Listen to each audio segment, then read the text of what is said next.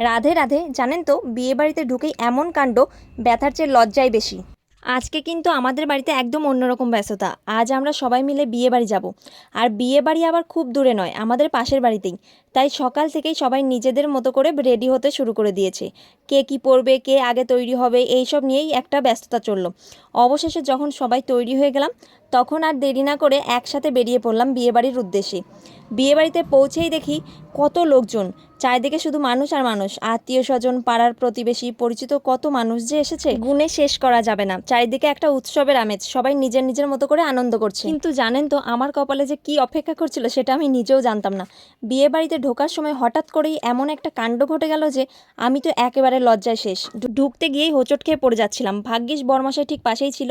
বরমশাই সঙ্গে সঙ্গে আমাকে ধরে ফেললো, তাই পুরোপুরি পড়ে যাওয়া থেকে বেঁচে গেলাম। চারপাশে এত লোকজন ছিল যে মনে হচ্ছিল সবাই বুঝি আমার দিকেই তাকিয়ে আছে।